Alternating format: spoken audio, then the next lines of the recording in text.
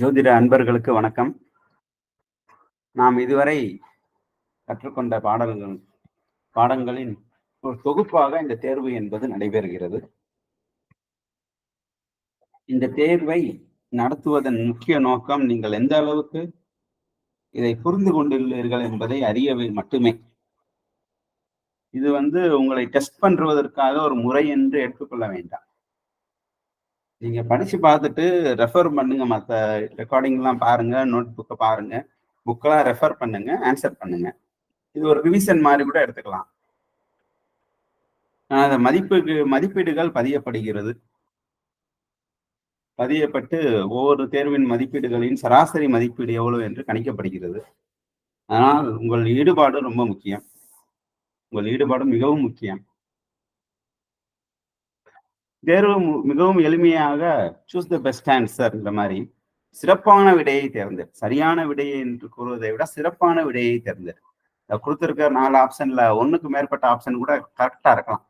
ஆனால் எது சிறப்பு, நம் வகுப்பில் கலந்து கொண்டதில், நம் வகுப்பில் கற்றுக்கொண்டவற்றில் இருந்து எது சிறப்பான விடை என்பதை தேர்ந்தெடுத்து இருக்கிற கமெண்ட் பாக்ஸ்லையும் போடலாம், இல்லைன்னா வாட்ஸ்அப் குரூப்ல போடலாம். வாட்ஸ்அப்ல நீங்க இண்டிவிஜுவல் அனுப்பினாலும் அதை எடுத்துக்கொள்ளப்படும். இதற்கான பதில்கள் வரும் வாரத்தில் முதல் வகுப்பில் இதற்கான பதில்கள் கலந்து ஆலோசிக்கப்படும். பதில்களுடைய விளக்கங்கள் தான் ரொம்ப முக்கியம்.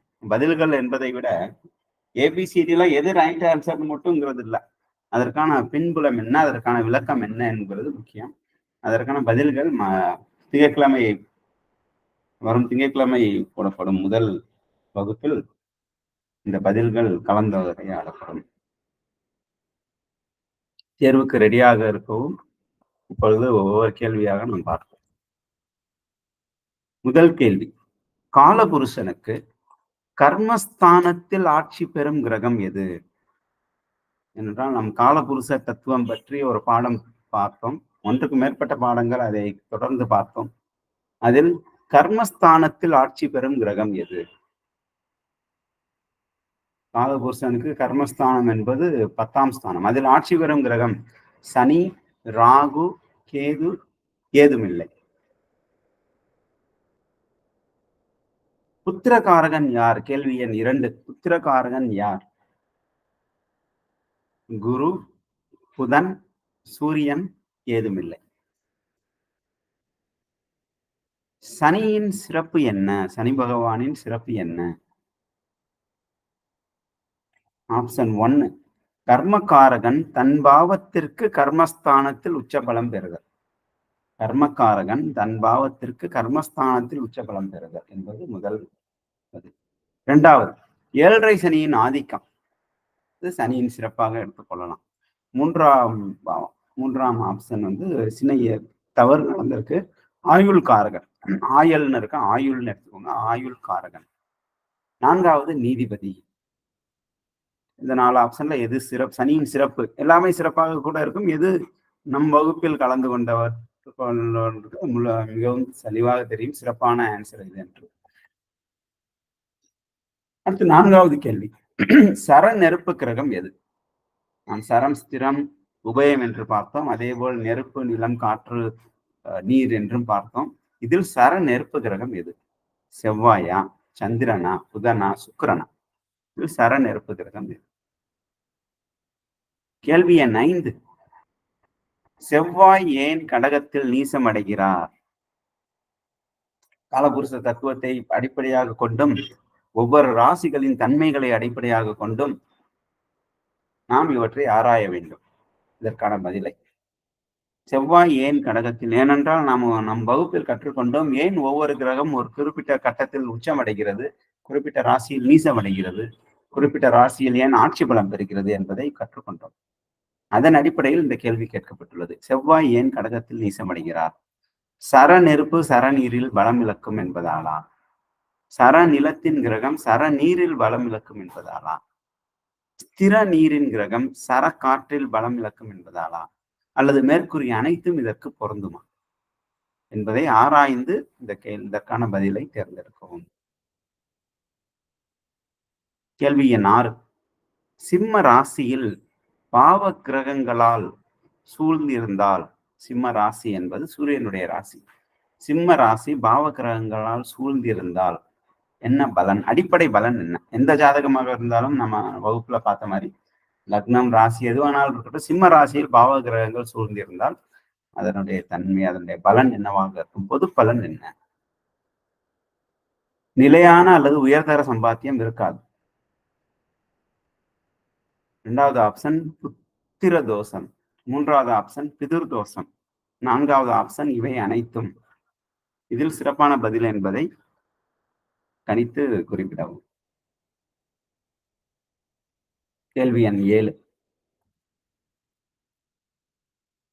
அவிட்டம் நட்சத்திரத்தின் சமஸ்கிருத பெயர் என்ன? நாம் நட்சத்திரத்தினுடைய ஒவ்வொரு பெயருக்கும் சமஸ்கிருத பெயர், ஒவ்வொரு நட்சத்திரத்திற்கும் உரிய விலங்கு, அதனுடைய உருவம் எப்படி வானமண்டலத்தில் உள்ளது, அதனுடைய தெய்வம் யாரு, அதனுடைய பெயர் எழுத்துக்கள் எப்படி இருக்க வேண்டும் என்பதெல்லாம் பார்த்தோம் ஒரு வகுப்பில். 3 வகுப்பு கட்டமாக அதை பிரித்து பார்த்தோம்.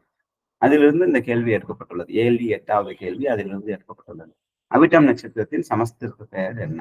தனிஷ்டா, ஸ்திரவன, செந்நிரா, பத்ரபாட. இது அவிட்டம் நட்சத்திரத்தின் சமஸ்கிருத பெயர். கேள்வி எண் 8. ஜேஸ்தா என்ற நட்சத்திரத்திற்கு டேஸ் என்று பெயர். ஜேஸ்தா, ஜேஸ்தா என்ற நட்சத்திரத்துக்கு டேஸ் என்று பெயர். 27 நட்சத்திரத்தில் அதுவும் ஒன்று. ஆயில்யம், மகரம், கும்பம், சதயம். இதுல சுதயம்னு பதிவாயிருக்கு, தயவு செய்து சதயமாக எடுத்துக்கொள்ளவும். ஆயில்யம், மகரம், கும்பம், சதயம். ஜேஸ்தா நட்சத்திரத்தின் பெயர் என்ன? கேள்வி எண் 9. எந்த ராசியில் எந்த கிரகமும் உச்சமோ நீசமோ அடைவதில்லை? எந்த ராசியில் எந்த கிரகமும் உச்சமோ நீசமோ அடைவதில்லை?